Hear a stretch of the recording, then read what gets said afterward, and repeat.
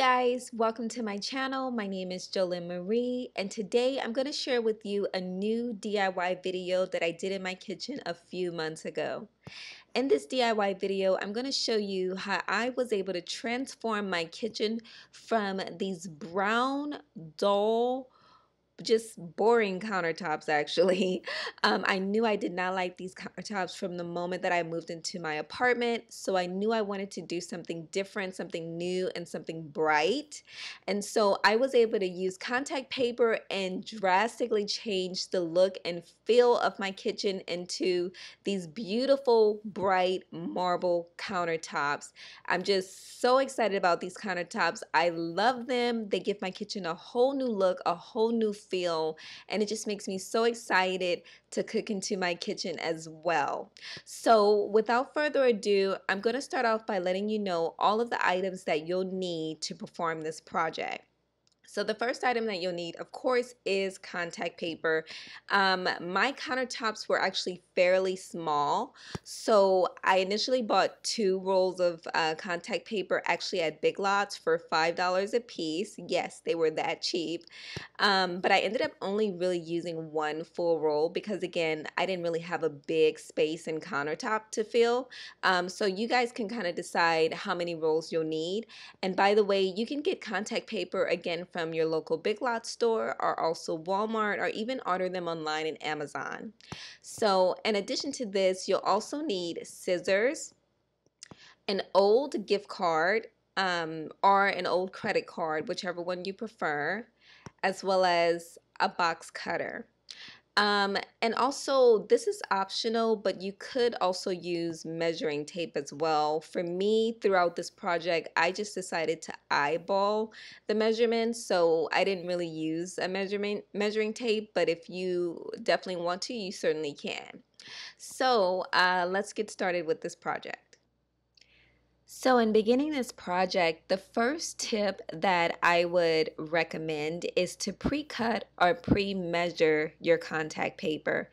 As you can see, I've already pre-measured and cut my contact paper for the portion of the countertop that I'm going to be applying it to. And what I'm doing here is just unsticking the contact paper to get ready to lay it down onto my countertops. I'm starting off at the upper edge of my countertops and just kind of using my hand to lay down the contact paper, and then I've taken the card and began to press the card down, not too hard because you don't want to rip the contact paper, but just, firmly pressing it down to ensure that you're smoothing the contact paper onto your surface as smooth as possible. And also at the end of the contact paper where my hand is, at the end of the countertop, you can see also that I'm giving the contact paper a little bit of a tug, as I feel that's going to be very helpful to ensure that you're laying the contact paper on your countertop as smooth as possible. So again, I'm just, taking that card and just firmly rubbing it against the countertop, the contact paper, to ensure that it's going down and that I won't get so many air bubbles. Now, I will say that I did end up getting some air bubbles, and that also kind of leads me to my second tip. Whenever you are applying this contact paper, I'd recommend doing it in a good amount of lighting, preferably natural lighting, and also use your kitchen light as well. But with the natural light, I realized after I was done with the project that when I turned off all the lights and I had just the natural lighting in, it helped me to see some of the air bubbles that was still in there. So again, I'd also recommend using some natural lighting throughout the process, just to kind of check and make sure that you don't have a lot of air bubbles. So again, as you can see, I'm just going all the way through till the end of my countertops, ensuring that the contact paper is laying down smoothly. And also, if you notice on the side where my sink is, I'm also just tugging those crevices as well with the card, just to make sure that the contact paper is lining up with the side of my sink as well. So I'm at the end of my countertop, and as you can see, my countertop kind of have those grooves inside of them. So I'm just using my card just to make sure, and my fingers, just to make sure that I'm laying the contact paper uh, as flat as possible inside the grooves of my countertop. And again, just kind of going through it with the card. And then at the end, I'm going to take a scissors and just cut the contact paper to get rid of any excess contact paper that we will not be using. And so voila, that part is done. And now I'm going to come on the side here and use the box cutter to cut off the excess contact paper around my sink area. And this is so easy. Again, just be really careful with the box cutter because you don't want it to rip the contact paper that you've just laid. So I think just one straight shoot of, applying the box cutter will be easy to get the contact paper off. I was just so anxious to get it off, so I kind of took it off early, but it's fairly easy using a box cutter, and it just leaves a clean finish, as you can see, around the sink area. And so that was actually like perfect. It's already looking like it's the real deal right there. So now the next part of this video, I'm actually going to apply the other portion of the contact paper to my countertops, as the first one that I laid down didn't cover the whole thing. So I've already pre-measured another section of the contact paper to fit the edge of my countertop. So this is kind of like, the end of the countertop that I'm applying the contact paper again to. So again, just kind of going through the same process as I did before. Another recommendation, I don't know if I mentioned this earlier, is that you unpeel the contact paper as you're applying it. I would not recommend taking the adhesive back off completely. I would do it as you go, because again, if you have any mess ups or anything like that, you just don't want the contact paper to get all crumbled or, just not laying as flat as possible. So again, just peel and stick as you go. And so here I am at the end again, laying down the contact paper in the grooves of my countertop, cutting off the excess. And so now I'm going to get on the side of my countertop and just make sure that I get the contact paper laid there as well. So I'm going to start off at the upper corner of my countertops, and just kind of give it a cut so that way I can lay down the contact paper on the side of my countertops. So I'm giving it a few slits there just to kind of lay it down at the upper corner. So I'm going to lay that piece down, and then I'm going to, pat it down to the countertop and then cut off the excess piece there that's kind of sticking out. So you really just have to kind of maneuver it a little bit, manipulate it a little bit. However your countertop is shaped in the corner, you just really have to kind of maneuver it and try to make it fit that way.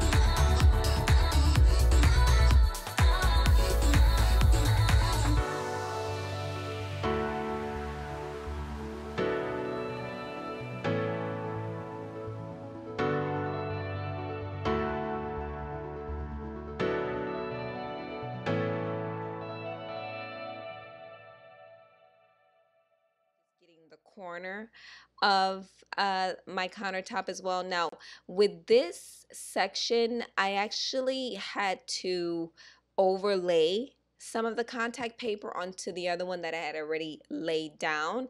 And you're going to see clearly what I mean by that. But it was the only way that I can get it to lay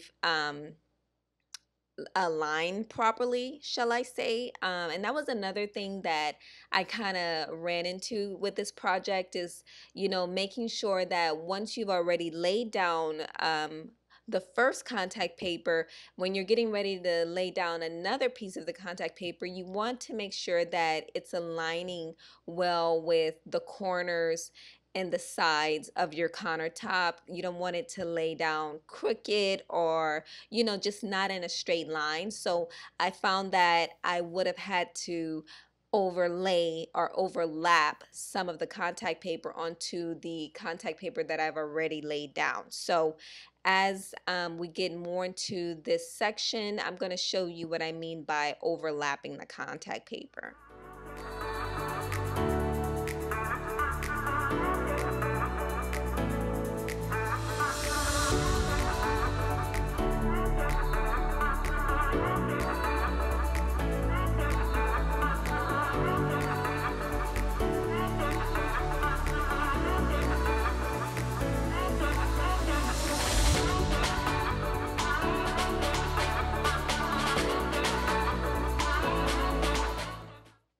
As you can see, the sides of my contact paper are just laid down very straight, and that's the look.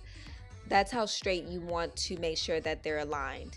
Now, here's what I was referring to of the overlapping of the contact paper. I'm going to show you with my hands how it has been overlapped. So you see that part right there, that the two contact papers meet or overlap. So what I'm going to do at this point is basically cut off the excess overlapping contact paper with my box cutter. Now with this part, you definitely want to be really careful because you don't want to cut off the piece that you've already laid down. You just want to cut off the excess part that you had to overlap onto the piece that you've already laid down. I hope that makes sense. But definitely pay close attention, and I think it will all make sense eventually.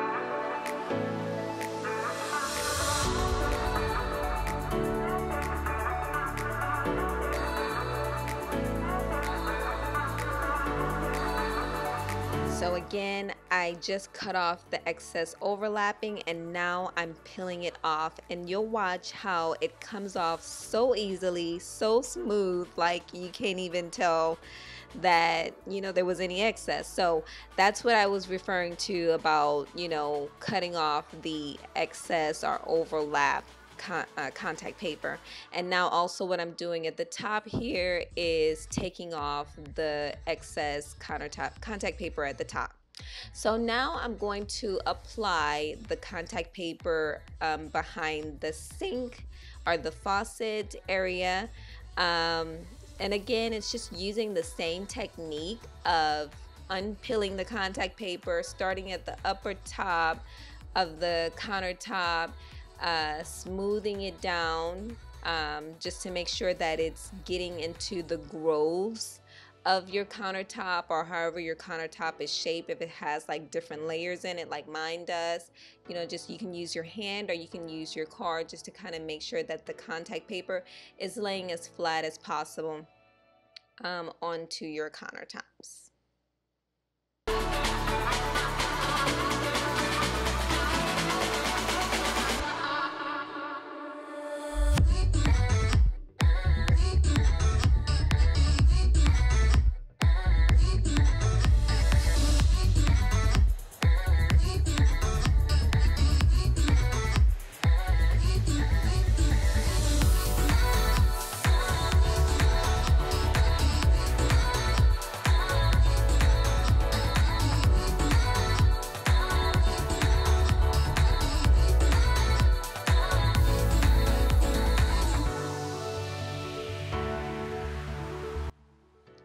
as you can see, I have laid down the contact paper even at the bottom of the sink. I've done that off camera actually.